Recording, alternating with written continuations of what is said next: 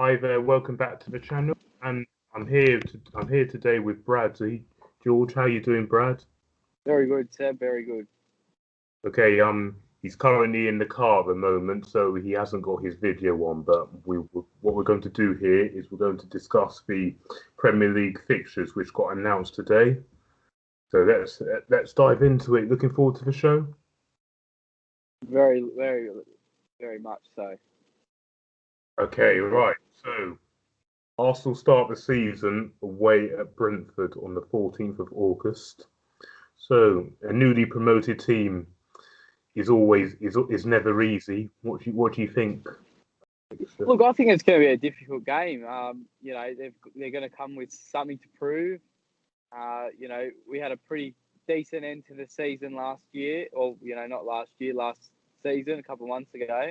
But we did struggle a lot against teams we should have beat.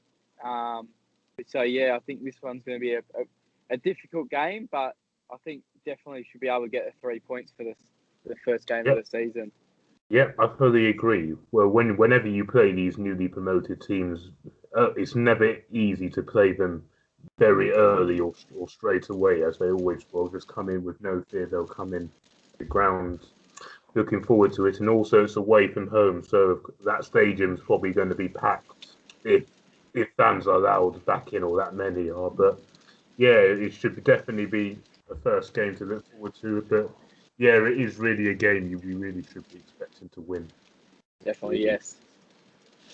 When you look after that, the next two in August are Chelsea at home and Manchester City away. So wow, that Big is a two games.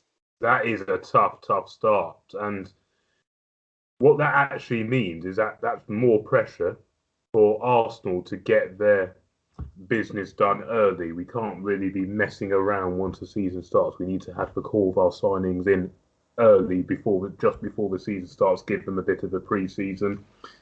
Do you agree with that, Brad? I agree 100% with that. Yeah, definitely. I think they're going to be quite challenging two games. I think maybe Man City in the ladder will probably give us a little bit more trouble than what Chelsea will. I think that Chelsea game is definitely a winnable game. Depending on who we bring in, who we send out, I think it's definitely a winnable game. But the Man City game, I think if we can get 1 point, that'll be good enough, especially up there. So yeah, I think would you agree with that or? Yeah, I agree. Well, I will definitely take 4 points out of Chelsea and Man City, and of course seven, including Brentford as well. I'll definitely take that if you gave it to me now. But yeah, well, when you look at the Chelsea game, it might not actually be a bad time to play them because because they won the Champions League, they'll have the Super Cup as well in between that, and also some of their players that went to the Euros because they had quite a lot go. So maybe some of them might not be ready for the game or might be a bit tired. So that could actually be a good time to play Chelsea. But yeah, Definitely. Man City, we've got an absolute terrible record against them in the league, especially at their place. Yeah. So, but it is about time we start going to some of those grounds away from home and start actually picking up results. It really is, 100%. especially. Okay, going into November, we've got Norwich at home, Burnley away, and then it's the North London derby, Tottenham at home at the end of September. So again, that's not actually a bad month. Of course, Tottenham is the big one and the hardest one. But yeah, what do you make Yeah. of that month? Look, as I said before, I think this we would have looked at those fixtures last season and thought, yep, that's winnable against Norwich, it's winnable against Burnley. But as last season went, those games are like I know, we we just struggled to win the games that we should win. But Yeah, we. you can never be too confident. I think we've got quite a decent record at Carrow Row. Well, Norwich is at home. It's 4. at home. Oh, it's at home. It's at home. Oh, okay. Yeah. Look, I think That should definitely be 3 points. That will be an that absolute if we don't win that. that's a winnable game. But definitely Burnley. It's always tough going up there. not only for us but for everyone. So, the North London derby, you never want to back against us there. You always want the 3 points. So, yeah. Look, I think To be very honest, it's going to be an interesting season. yeah. To be very honest with you, with those 3 games, I expect 9 points. I know it's me. I know I might have my hat on here, but we should be getting 9 points from those 3 games. Norwich, Burnley, and Tottenham. There is no reason why we should be Yeah, dropping points. you Tottenham know at what? home, I always If you expect us gave to win. me, yeah, I expect that too. But I think if we even get off a little bit off track at the moment after these 6 games, fair enough. We're versing three of the top 6 in the first 6 games. Maybe more towards the end of October, I think we'll understand, where the season's heading, and if Arteta is the right man for the job. I think we have a full uninterrupted preseason. Um, like obviously this season was a bit different to last. There was a bigger break than what there was last season. There was a big break. There was still a break, but it's a proper preseason. COVID's died down a little bit. I think we definitely will know where Arteta is at by October, the end of October, if he's the right man for the job or time to push him on. But either way, I think you've got to give him the rest of the year and just part ways at the end of the year if it's not going to be. Yeah, you're absolutely right. Now, going into October, we have Brighton away, Crystal Palace at home, Aston Villa at home, and Leicester away. So, not too bad of a month, but Yeah. yeah, or they're not easy. They're not going to be easy games, any of them. But yeah, it's not a bad month. But yeah, I think that's quite a winnable month. You'd love to get 9 points. As I said, before, if you get 7, all right, 2 wins and a draw. There's 4 fixtures Chance there. There's 4 fixtures there. Brighton, Crystal yeah. Palace, Leicester. Even if you get 9, 9 points out of the 12 for that month is good. I think obviously you want to be winning every game, but we're the only team to not be defeated, and it hasn't happened since. So I think it's you ultimately you're going to lose games. You're not going to win every game. You've got to be realistic. Hopefully we win. We'd love to do that again, but look, I think if we can get 9 points out of that'll be good too. So Yeah, won't be bad. Now, going into November, November over the years has been a very, very, very bad month for Arsenal. Over the years, even when you go back to the Wenger days. November, yeah, this is what we've got. We've got Watford at home, Liverpool away, Newcastle at home, and then Man United away. So, look, couple of we've got, games there, couple of winnable ones there. yeah, I think the Watford game at home's winnable. I think the Newcastle game winnable. If we go up to Anfield, they're very strong up there. It just depends on how their squad is at the time. They had a lot of injuries this season, but they're still a really quality side, Liverpool. So, just to be depending on how they come back this season. United, look, I know United finished second last year, but I don't see them as too much of a threat. I think it's very winnable against them. It is at Old Trafford, and it is at Old Trafford. Old And Trafford. yes, we did win You last get a season, point but there. over the So years, it's been hard. Over the years, we've just struggled there, but we did win there last season. So, I think we get a 1 point there, or a win would be sufficient. But as I said, I want to touch on United for a bit. I think United played well last season because they won the games that they should have won, and they lost the games that everyone predicted they'd lose. They pretty much did what Arsenal had to do, but Arsenal didn't do what they had to do. They won all those games that they should have won, where Arsenal lost all the games that they should have won. So that's the differential of the points, and that's the reason why I think that is true. That is true. Okay, going into December, which is always the congestion of the fixtures. We have Yep. Everton away, Southampton away, West Ham at home, Leeds away, Norwich away, Wolves at home. So 6 fixtures in December. Yeah, wow, that's a big big, games there. month. Yeah, it is. But look, just touching on November again. We don't have any Europa League, so there's no trouble for any big players. I know we normally play. But I reckon that could actually help us in the league because Look, all these other I teams will agree. have Yeah. 2 weeks. We'll have 2 games a week, while we'll only have 1. So we're able to have everyone fit. Well, that's it. I think it's going to do a lot, especially for players. Like Kieran Tierney, he struggled with injury this year or this last season, even the last 18 months. Him not having all those games in between. It's only going to benefit him. It's only going to benefit their bodies. So I think we are missing a bit of nurturing of youth that we've got, but I think it's time for them to start. The biggest thing that I noticed last season is, Arteta wasn't using the versatility of having young, strong players, and he was playing, players that shouldn't be in a squad. So I think we lack that with Emery, and we lack that with Arteta, where Wenger would play, even in the Champions League. We were only in the Europa League. He would play the youth players in the group stages, where Arteta and Emery would line up with a full strength squad. Maybe play 1 or 2 youth players.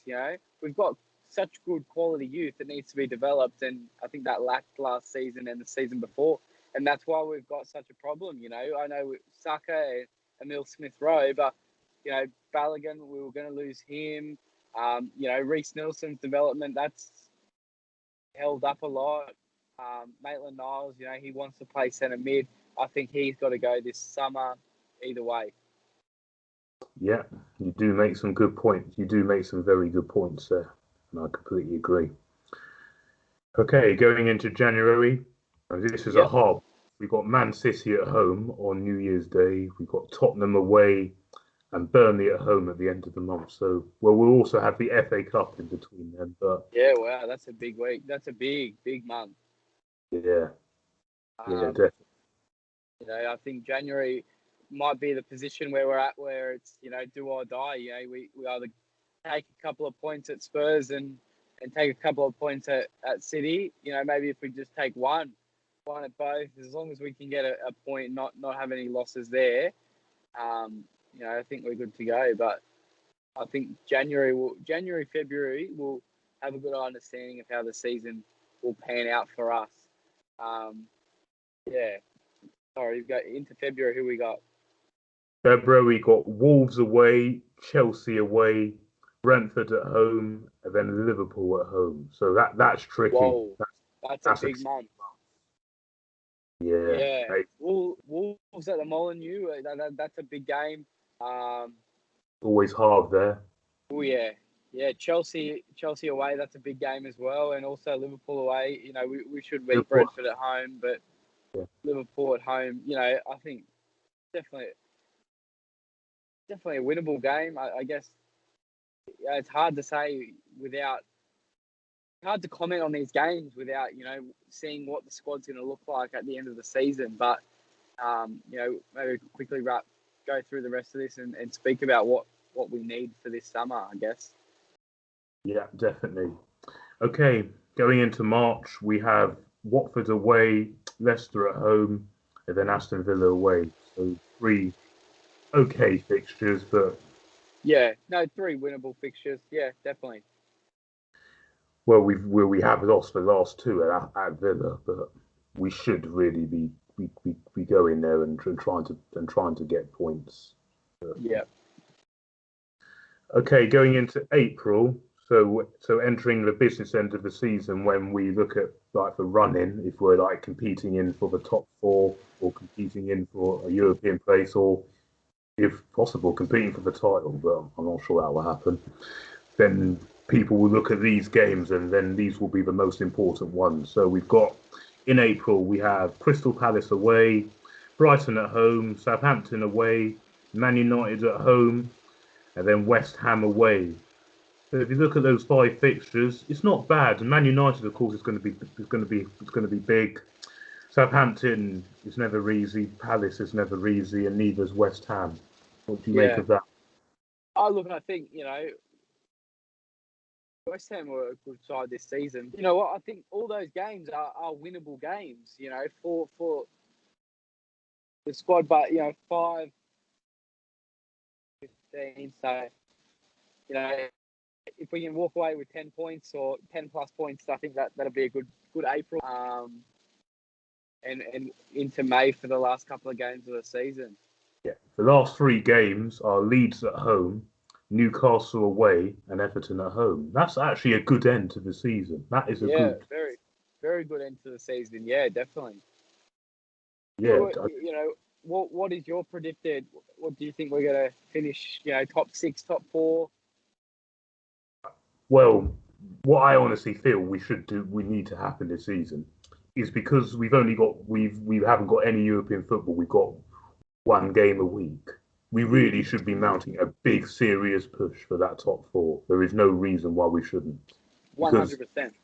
Everyone else will have 2 games a week, and you have one season to make the most out of it when you're out of Europe, like you saw Chelsea did one season. Liverpool have done a couple of times. We need to do that. But we have to get in the right players this summer. This window is so important. It's vital to, have a good window. But again, we have to focus on what is important for this squad. I guess, the biggest problem for us last season, I think where our season, it cost us a little bit in January, February, March, was the fact that we didn't sign a left back, playing Cedric. Yeah. And it's not Cedric's fault. He's not a left back, It's not Shaka's fault. He's not a left back. The reason was there was plenty of opportunity to sign a left back and they didn't do it. And it really come back and cost us big time. It did, because when we took Xhaka out the midfield, we looked so weak. You saw how weak 100%. It was. 100%. But, we definitely have to move on from, Ceballos is gone now. It doesn't look like we're going to be re-signing Odegaard. I would have loved to have re-signed Odegaard. I thought he was, quality. Just needed a little bit more time to gel with the squad, gel into the Premier League. But he was injured for a little bit as well. So I guess, what could have been, you can't, maybe it might work out. You never know. But I think it's really important for us to, exactly what you said before, sign the right player, and get, more importantly, get rid of the right players as well. There's no need to hold on to these players. But in saying that as well, the talks of, Guendouzi's probably gone. That's absolutely ridiculous. I would never have let go of him. He's on absolute peanuts. You'd keep him. Would you keep him? I'd keep him. He's a quality player, and he's getting paid peanuts. He's not getting paid big money like the others. El Nenny's getting paid more than him. Get rid of that bloke. He should never. Yeah, he has to go. Yeah. He's a subpar player that's playing most games for us. Get him out. Guendouzi, he's 21. Keep him going. Yeah, he's in his early 20s. Yeah. Yeah. So I mean, look, I'll keep Guendouzi. Bring back Saliba. Just work with signing a defender, a central defender, centre half this summer would be absolutely ridiculous. Yeah, because we're linked with this Ben White.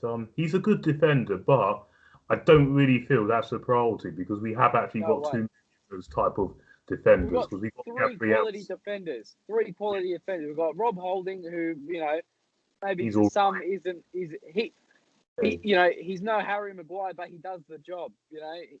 He does the job. Well, we've got Saliba. He needs to prove it, and we've also got Gabriel. That's 3 strong centre halves. Pablo Mari is also good.